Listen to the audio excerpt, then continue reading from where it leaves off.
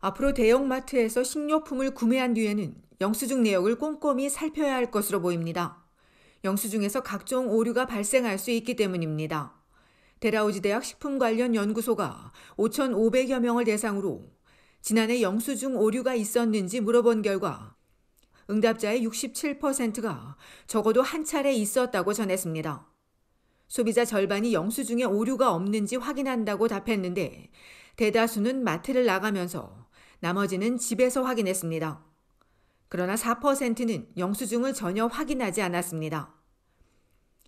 이런 영수증 오류의 대다수는 선반에 적힌 가격과 실제 계산된 가격이 다른 겁니다.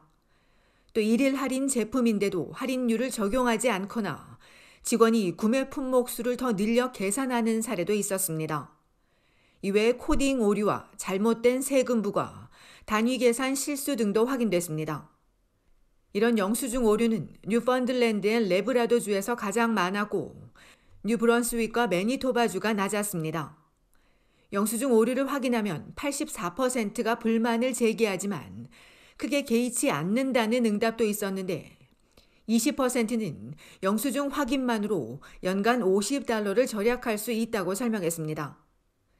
이 밖에 귀가 후 손상된 제품을 발견하기도 하는데 절반은 반품하지만 버리는 경우도 있었습니다. 연구소는 식품 고물가 시대에 불만들이 많지만 소비자 대다수는 업체 처리 방식에 만족한다는 흥미로운 사실이 나왔다고 전했습니다. 한편 이번 조사에서 70%가 리콜 제품을 구매한 경험이 있으며 이들 대다수는 영수증이나 영수증 없이 반품했지만 3%는 반품을 거부당한 것으로 알려졌습니다.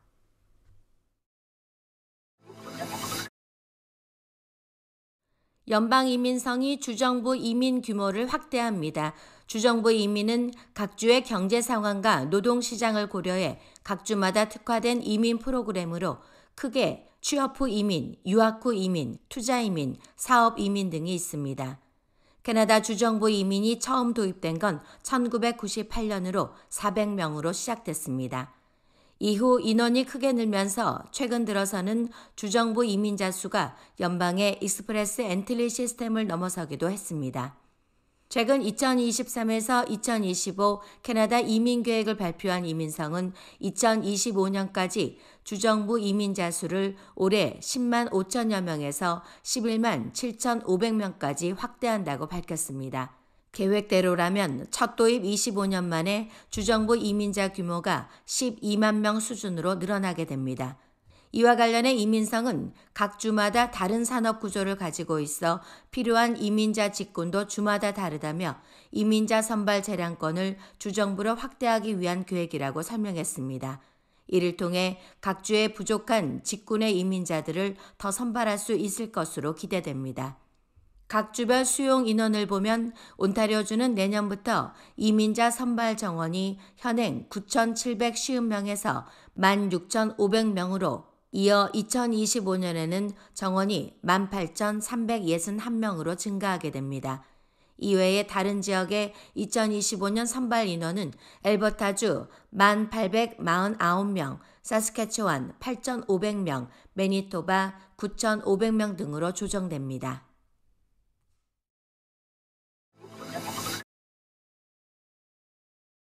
온타리오주 보수당 정부가 사상 최대 규모에 달하는 2,047억 달러의 예산안을 발표했습니다. 정부는 의료와 교육, 기타 프로그램에 가장 많은 예산을 집중하고 이어 어린이 및 지역사회와 고등교육 순입니다. 정부에 따르면 올해 22억 달러 적자에서 13억 달러로 줄고 2025년에는 2억 달러 흑자로 전환될 전망입니다. 정부는 경제 성장과 일자리 창출, 기반시설 확보, 임금 등에 주력할 계획이라고 전했습니다.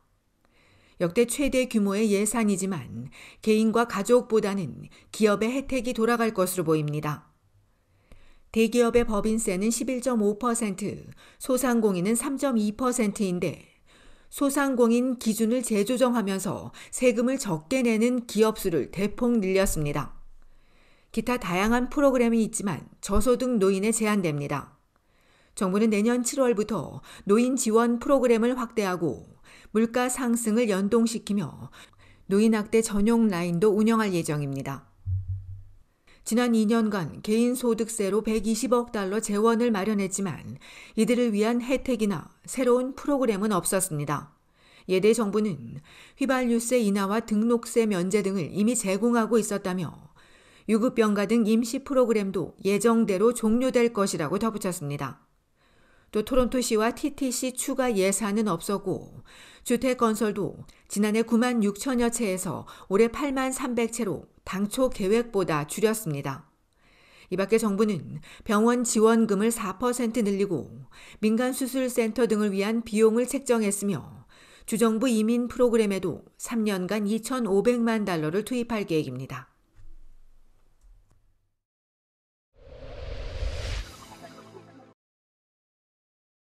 온타리오주 피러보로의 한 가정집 드라이브웨이에서 3살 여아가 차에 치여 숨지는 사고가 발생했습니다.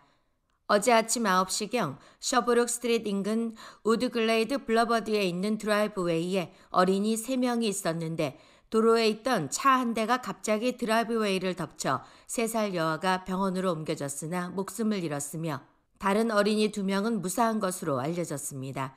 사고 당시 날씨와 속도 등 구체적인 정황을 파악 중인 현지 경찰은 차체에 결함이 없는지 등 모든 가능성을 열어두고 조사 중이라고 설명했습니다. 이 밖에 어제 새벽 6시쯤에는 노스욕 레슬리 스트리트과 스틸스 애비뉴 이스트에서 남성 1명이 차에 치여 중상을 입었으며 토론토 경찰이 사고 경위 등을 조사하고 있습니다.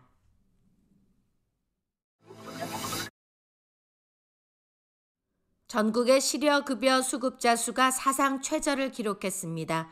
최근 연방통계청이 발표한 바에 따르면 1월 실업급여 수급자는 한 달 전보다 2만여 명이 줄어든 37만 5천여 명으로 1997년 통계를 시작한 이래 가장 낮은 수준입니다. 코로나19 규제 완화 이후 직장으로 돌아가는 근로자가 많아진 덕분으로 특히 젊은 층에서 취업이 두드러졌습니다. 주별로 퀘벡주의 실업급여 수급자 수가 한 달 새 무려 11%나 감소했으며 엘버타와 온타리오주도 5%대의 감소를 보였는데 브리티시 콜롬비아주는 거의 변화가 없었습니다. 한편 실업급여 수급자 수가 가장 많았던 시기는 170만 명에 달하던 2021년 5월입니다.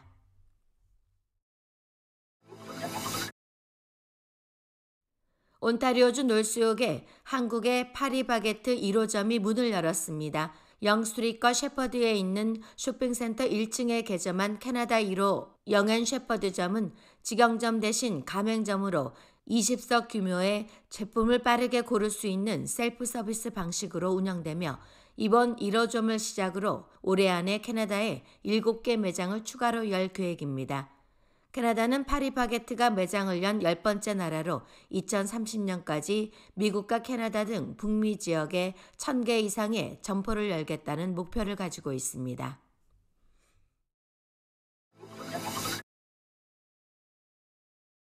한 캐나다 의원 친선협회가 2023년 연차 총회를 열고 새로운 임원진을 선출했습니다. 연하 마틴 연방상원 의원과 알리에사시 연방하원 의원이 공동 의장을 맡고 총무 및 재무와 이사 12명이 선출됐으며 이어 참석자들은 캐나다와 한국 관계의 중요성과 한 캐나다 수교 60주년, 한국전 정전협정 70주년을 맞이한 역사적인 해에 대한 비전을 공유했습니다.